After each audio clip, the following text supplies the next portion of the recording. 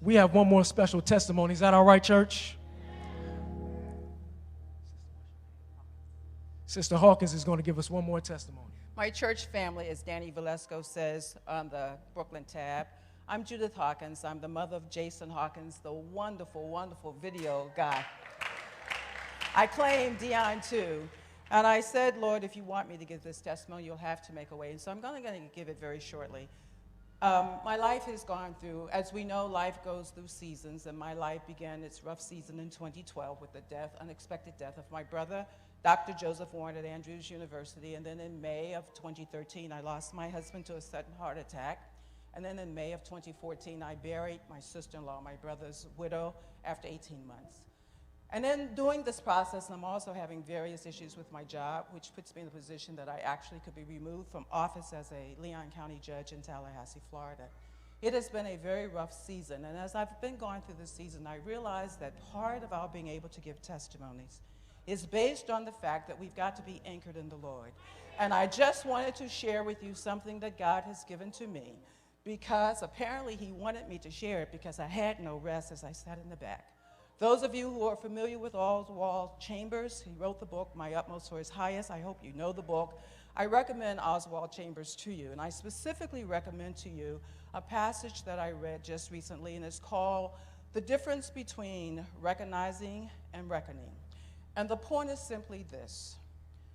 Jesus knew when he told the disciples to go over to the other side that there would be a storm. The disciples thought that they were simply going to row over in the boat and reach the other shore.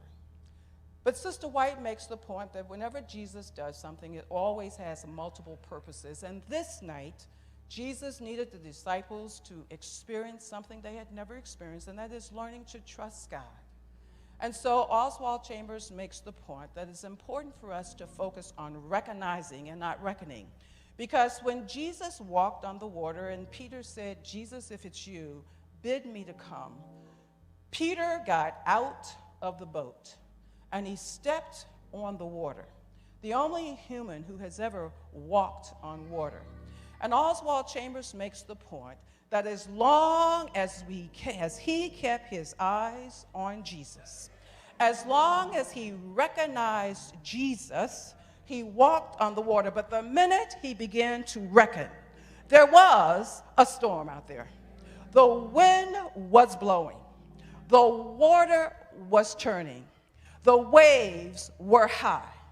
When we begin to reckon, we sink.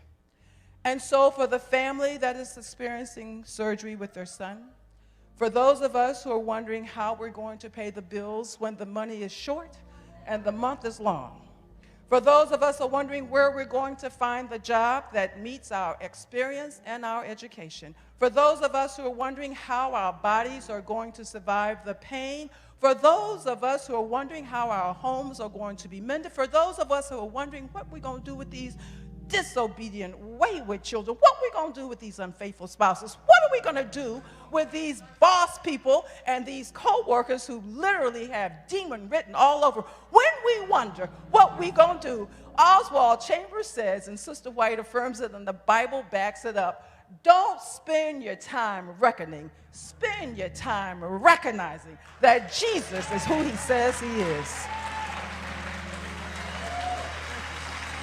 Thank you. Thank you.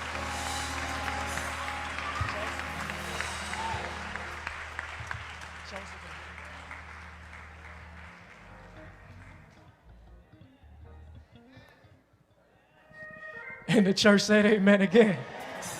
Why don't we all stand for the benediction?